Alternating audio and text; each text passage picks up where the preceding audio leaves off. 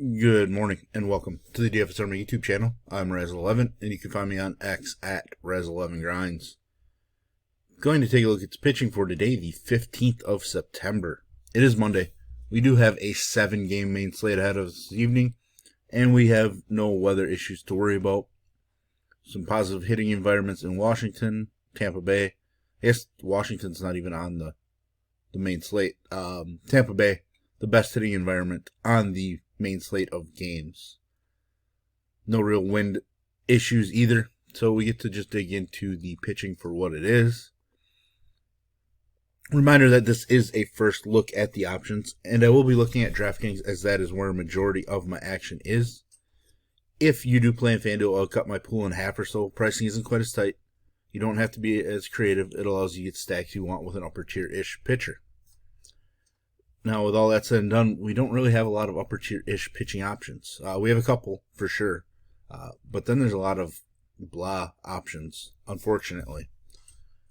Going game by game here, the best hitting environment in Tampa Bay, we get Joe Boyle. Not going to be interested in him. He's somebody that I've used before because he flashes big-time K upside. Problem here is home runs going to happen, a lot of walks, and I am not using a pitcher against Toronto. On the other side, Trey is Savage.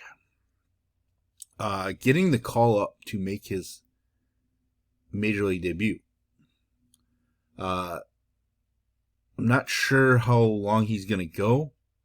He is one of the better pitching prospects in baseball. Big time K upside. Been working in relief at AAA. So I'm not really sure what the plan is, but he is a big-time arm. The weird thing is, though, like he's climbed from single A all the way to AAA this year. He was a first-round pick last year, so I guess the climb shouldn't be that big of a deal. I'm just not sure, like I mentioned, what to expect from a pitch count standpoint. And Tampa Bay at home versus right-handed pitching is not the most ideal matchup for him. I will get some exposure to him just because I think there is some K upside, but there's a lot of volatility in the spot for Savage. I kind of wish he would have been making his, pitching debut at home. Next game, Baltimore, the White Sox, Bradish, and Burke. I do think there's always a possibility to use a pitcher against Baltimore at this point. Burke was decent against them the one time he faced them. He has been at his best when at home. So maybe he's somebody we sneak into our pool. It feels gross. I don't really like the idea of, relying on Sean Burke with, my own cash. But I think it's fine for an SP2 on this slate. Especially because to get a little different, like we need to add some more pitching in because we're not making a bunch of teams with Rodon and Bradish or Suarez, or even Sheehan with Yankee stacks. Like that, it's just not really going to work out that well. And I think Sean Burke has enough upside to get us 20 plus in this spot. On the other side, Kyle Bradish, big time arm in his return from Tommy John. Season debut was phenomenal just less than a month ago. Getting some extra days of rest between starts, which is key in his return. Ton of upside. There's some volatility. Did allow 2 home runs in his return. Has just 11 strikeouts in his last 2. But still, I think he's definitely in play. Does look like they're going to keep him in the low to mid 80s for pitch count. Maybe there was going to be an increase in the second start, but he just kind of struggled through 4 innings. Maybe there could have been another increase, but they were, good with him just going 7, and that was the cutoff point. So maybe there's upside to 90, but I think the plan would be to keep him around 6 innings of work each time out. One of the better options we have on the slate. Yankees Twins, Carlos Rodon, definitely going to be in play. Hasn't been great recently, but hasn't been terrible either. Just hasn't really flashed big time upside. Some of that comes from the fact that he hasn't struck out more than 6 batters since the 1st of August.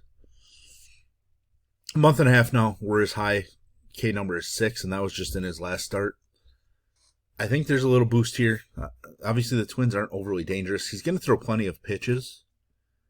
Since the 1st of August, now he's thrown 5 games of over 100 pitches out of his 8 starts. So he's just going to be the SP1 on this slate. The one time he did face Minnesota, he allowed just 1 run on 1 hit. With 5 strikeouts isn't bad. This stat line kind of looks more than 25.4 to me, but just a solid spot. Definitely the SP1 on this slate. Simeon Woods Richardson hasn't been bad the last couple. 13 strikeouts in 10 innings. That's a good boost, but still, I just have no desire to use him against the Yankees. Just 6 home runs allowed in 50 innings at home. Definitely something to pay attention to. He has been much better at home. I do think the Yankees probably are the number 1 stack on the slate. Or at least, the most popular, likely. But I might think Toronto is the number 1 stack. But the Yankees probably are number 2 for me at first look. Cincinnati, St. Louis. Liberatore taking on a Cincinnati team that can struggle against left-handed pitching. He wasn't very good against them, 3 starts ago. He's coming off of a horrendous start. But 2 starts ago, he bounced back in between those 2 with a really strong performance. I am honestly considering him. I don't think I'm going to get there. 2 starts against Cincinnati this year, he's been at, less than 5 and just over 7 fantasy points. It's probably a spot where I just stay away from him, unfortunately. I think some of the changes that Cincinnati has made, in the second half of the season, they're probably not as weak against left-handed pitching as they were in the first half. On the other side, Zach Littell, just really one strong start in the second half. One strong start with Cincinnati. Was here against the Cubs where he put up nearly 31 fantasy points. 7 home runs allowed over his last 4 starts. That's been an issue this year. 34 home runs allowed on the season. 34. Now I'm curious, that has to be leading baseball. But yeah, 34 is a large number. Now, he does take on a St. Louis team that I would assume hits the fewest home runs in baseball. I don't know off the top of my head, but 34 is the most home runs allowed in all of baseball. Home run wise, St. Louis 3rd fewest home runs in baseball. The Pirates and even the Padres are actually lower. It's kind of shocking, but he is a contact guy who allows home runs. That's the big worry. Now, like I mentioned, St. Louis doesn't strike anybody out, or doesn't strike out, but they also don't hit home runs. Littell might be in play as an SP2 on this slate, as gross as it feels. I feel I would have a little more confidence clicking on Littell than I do Sean Burke, but I think they fall into the same category on this particular slate. Texas and Houston. Jason Alexander, somebody we've actually used a couple times. 19 plus fantasy points in 4 of his last 7 starts. 17 plus in 5 of 7. Like, he's not terrible. I just don't know that he's all that good either. Pitching at home, he hasn't been great so far this season. I'm probably going to end up passing on him. Does feel like kind of like a reluctant pass. He did go into Toronto and kind of shut down Toronto. Obviously, they don't strike out a whole lot, but like, he didn't get knocked around at all. So maybe it's a mistake to pass on him. I just don't think I'm going to get there. He's probably going to rival, Littell and Sean Burke, so maybe. But of those 3, I would put him last. So because of that, I just have a feeling he's just not going to make my pool. On the other side, Jack Leiter. I do like the upside he can offer, but I'm obviously super worried about the floor, and it's deciding how likely he is to get closer to the upside than the floor. He has made 2 starts against Houston. 16.6 fantasy points and 14.75. 3 runs on 3 hits in one. 3 runs on 5 hits in the other. Strikeouts have been fine. Walks probably at ideal times because he's not allowing a bunch of hits to them. So maybe he is in play. He is worse on the road, and that's where he's at this evening. I believe he's probably more of a reverse splits guy than anything. And if that's the case, like, this Houston lineup is super dangerous against him. I don't remember off the top of my head, but let me look. He is a reverse splits pitcher. Right-handed bats have a OPS nearly 200 points higher than left-handed bats against him. That's not ideal for a Houston squad. So it is important to see what kind of lineup Houston rolls out. I expect him to be mostly right-handed, but you never know. Leiter probably in play just for GPP upside, but he's not somebody I want to be overly invested in. San Francisco, Arizona.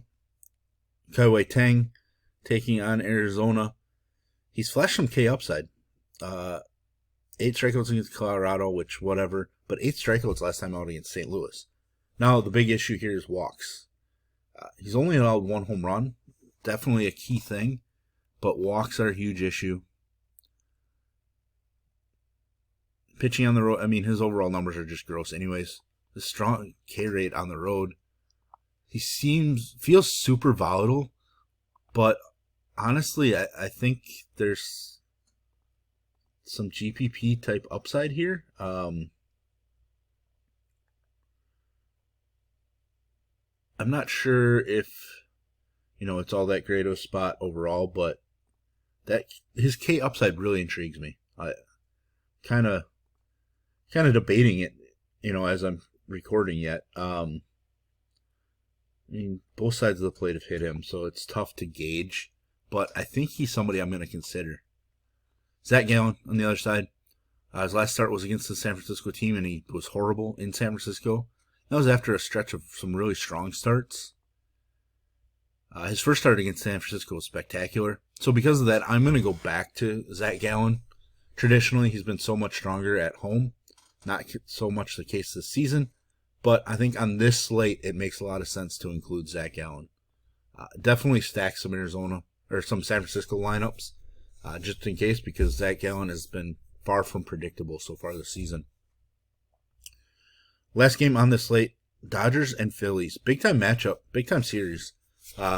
Ranger Suarez coming off of 39. He has 32 plus fantasy points in 3 of his last 5 starts. It is not a great matchup, but 2 runs or fewer in 5 straight starts. I'm going to utilize him. It is super dangerous. He has been at his best when on the road, but I love the way that he's throwing the baseball. So he's somebody that's probably going to get overlooked a little bit because of who he's facing. So people are probably just going to, if they're going to spend 9K plus, they're just going to go to Bradish or Rodon. I think that makes Ranger Suarez super viable. I haven't looked at any ownership yet, but I'm super interested.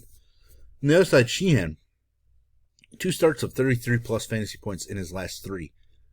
2 very strong starts. One was against Colorado, so whatever. One's against Cincinnati. Philadelphia, a tough matchup because of, Schwarber, Harper, but they are without Trey Turner. They are without Alec Boehm. Bottom half of that lineup can be pretty weak. I think Sheehan is definitely in play, and it's weird to say that against Philadelphia. But there we have it. There's our first look at the pitching options on the slate. If you enjoy what I bring to you, please hit the like button, hit the subscribe button, turn the notification bell on, get the alert anytime we drop videos here at DFS Army. If you want to join us, get access to our coaches, tools, sheets, Discord, etc., I will drop links in the description below. Today is the last day to use code MILLY, M-I-L-L-Y, for 20% off any membership for as long as you stay a member. 20% off code is the largest we've ever given out. It is celebrating our Week 1 Millie Maker winner in our Discord. And you will be seeing a lot of screenshots from NFL Week 2 as well. Hit social media because we absolutely crush. So it's awesome to see. Love to see the members just continue to dominate. I will include a link to our merch store. Check out my hoodie, some of the other designs. NFL Pre-Lock Show design as well. I'm on there. As always, best of luck, everybody.